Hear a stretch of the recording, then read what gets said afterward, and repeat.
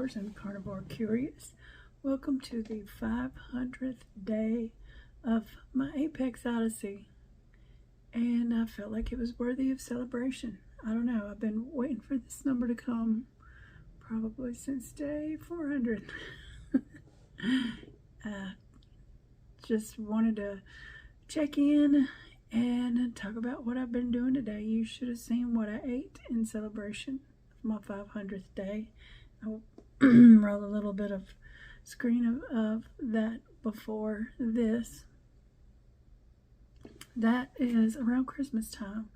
I was able to get a rib roast and cut it up, and that was the last piece. It wasn't a huge one. It was only like 5 steaks I got out of it. But man, they were delicious, especially that last one that I had last night. It was really, tonight. It was really good. What's been going on with me? As I mentioned, I have started taking Zyrtec or cetirizine hydrochloride to see if I can get rid of this postnasal drip. I think I sound a little better right now, actually. I'm trying to decide. Yeah, I do. I think I sound a little better. I'm still kind of raspy, but it's different than it was. It feels different. I still feel some funk in the back of my throat, but it is not as bad. So maybe that's helping. And over the course of a week or so, it should improve even more.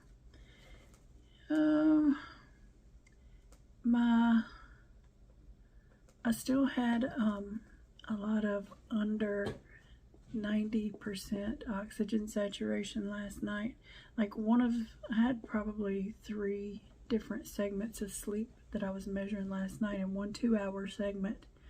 An hour and a half of that, it was oxygen saturation was under 90%. So that's not that good. But, and I'm pretty sure, because I checked some, I haven't used the pulse oximeter a whole lot in the last year or so. But this time last year, well, last February, I tested it. And I didn't have anything like that. It wasn't under, it didn't get below, it didn't get below 88 at all, which is sort of the alarming cutoff.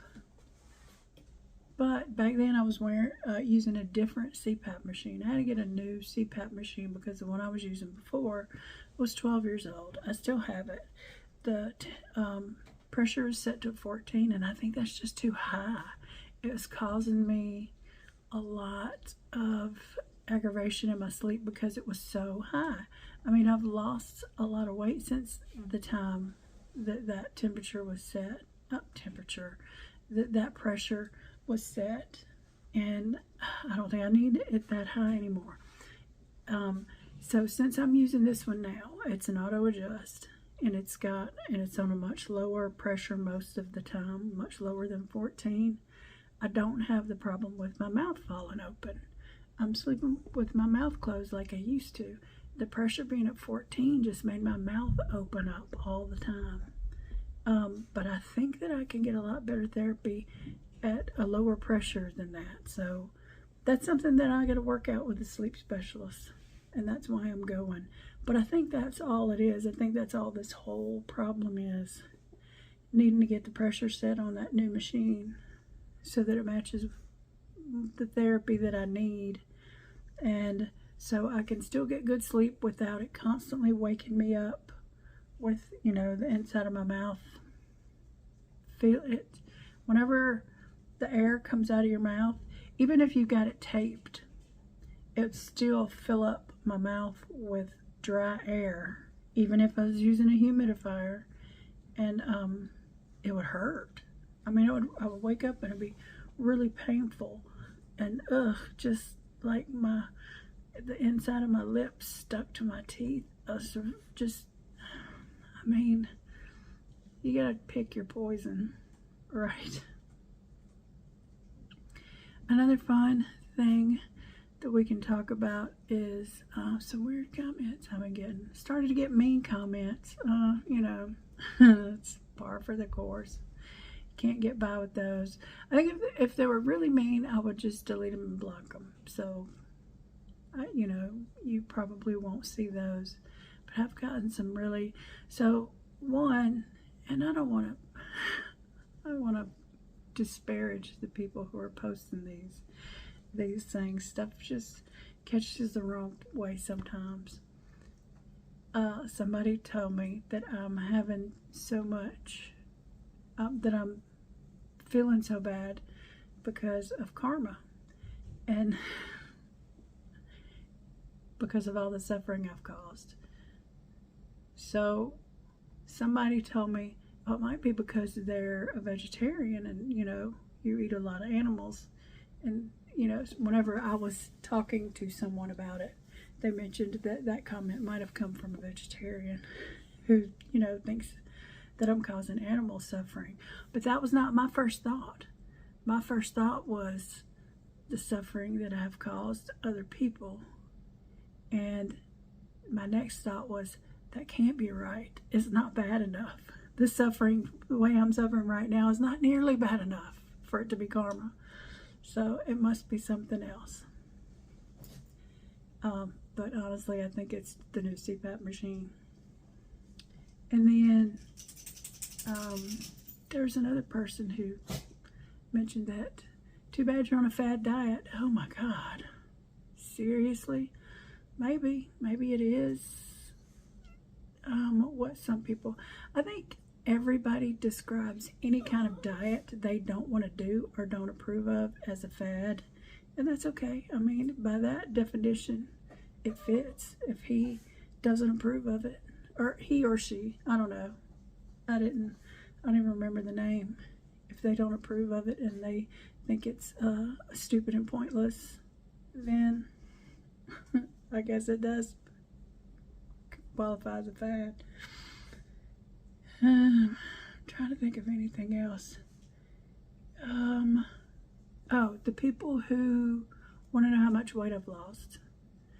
And that, I don't want to disparage the person who made this comment. It's a perfectly reasonable request, but I did want to address why I'm not answering that question.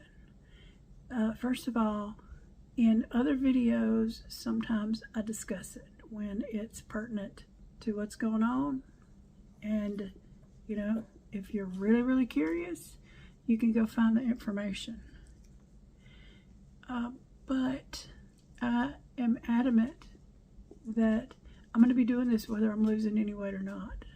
The way it's improved my health is the most important thing to me. And I'm not going to let that become my focus.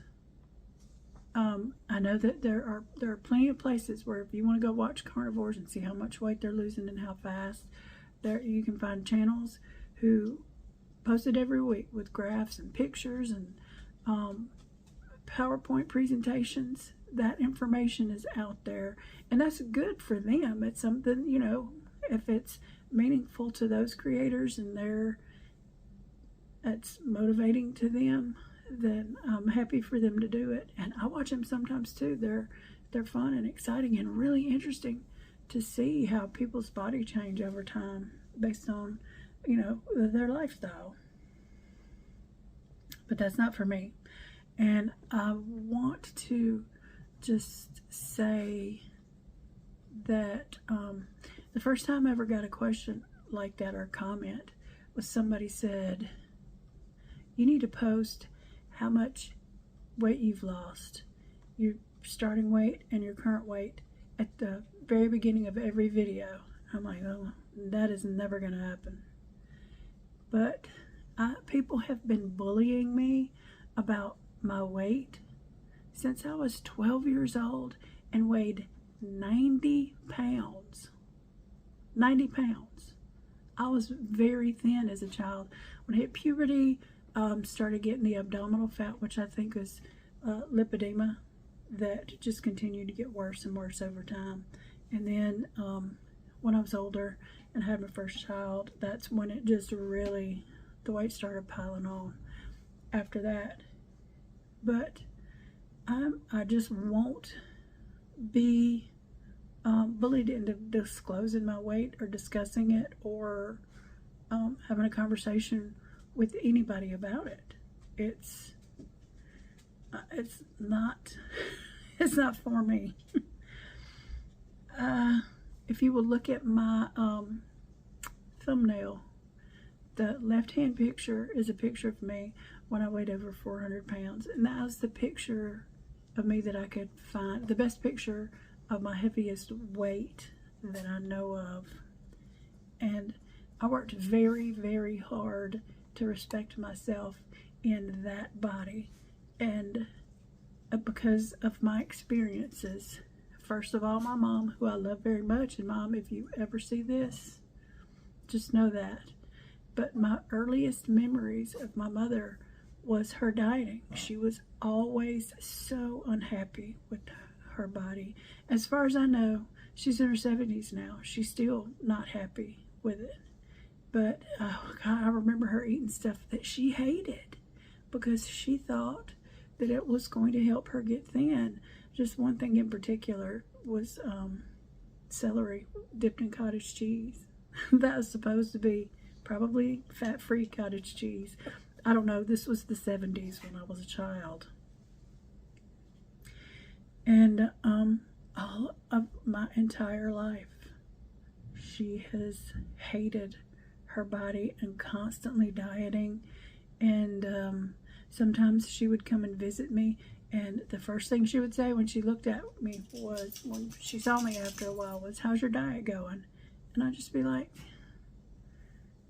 I decided around then, well, no, I guess it was much later, because I've been through all the diets I did for a while, that I just could not torture, to spend my whole life doing that. I mean, what a misery. Later on, I got to where whenever I was doing keto, I would do it because it made me feel better, and I would get excited about losing some weight, but it always came back. And I would tell people that. People would ask me how much weight I had lost, and I'm like, I'm not talking about it. The weight always comes back. And sure enough, it did. Because I don't know, I just wasn't, it didn't work for me. I mean, I could be doing keto and still have really high blood sugar, and so obviously that wasn't what I needed to happen.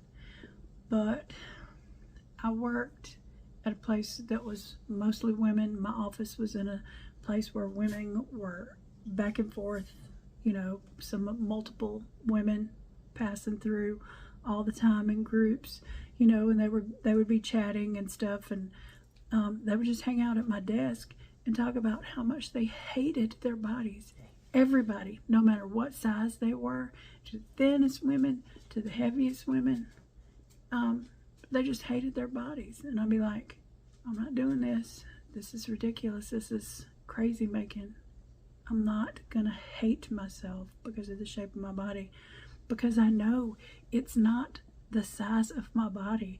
If the thinnest women I know feel, you know, so dissatisfied with their body, it's not because of the size of it, you know. And I was, you know, probably 3 times their weight. And so that's why I don't talk about what my weight is all the time. I don't want to obsess about it. I'm not going to entertain questions about it. Whenever, if there's anything interesting and reportable, I will report about it. Like, in the past months, I've done like a sardine fast and lion diet, and I would post that just because I like to do scientific experiments. But, you know, in both of those cases, I don't think the weight really, I mean, the extra 5 pounds that I lost, I don't think that stayed off. So it really isn't just about consistency over the long term. The I do feel like more weight will come off eventually, but I feel fine now. I mean, aside from the recent situation with this CPAP machine, it's got me not sleeping. Man, I'm really sleepy now. For the first time in a long time, I was sleepy in the afternoon at work, and not after dinner, but like in the middle of the day, I was having trouble not drifting off, and that's I can't be living like that. I got to get it straightened out. But aside from that, I'm in the best health that I've been since probably my mid-20s. I remember, no, my early 20s. I used to work out all the time, and was in really good shape. I was strong. I actually was a vegetarian at the time, and I think that is another thing that aggravated my health conditions really bad. I did that for about 2 years, and then I slowly started adding, first cheese and then seafood, and then gradually back to a standard American diet again. But it didn't. For a period of time, for a short period of time of that, I think cutting out a lot of processed foods made me feel better for a little while. But over time, the lack of meat started to make my health worse. So I got to where I wasn't able to exercise anymore, and my mood deteriorated and all of that stuff. So that's something, was one of the diets that I tried. I don't think ever would have been something that I could stick with for a very long time. So that's what I'm doing to celebrate my 500 days eating steak, and it is 8:30 at night. My dog is looking at me to figure out why I'm not trying to chase her around. Ma'am, because I'm old and too slow. But let me know if you're on the plan, if you're carnivore or keto or ketovore, whatever you are, whatever you're doing. Put it in the comments how long, how many days, or how many weeks have you been doing it. I want to know where we stand here. Don't forget to like, subscribe if you haven't. Just want to get the word out. And I hope you all have a good evening and many more carnivore days. I'll see you in the next one.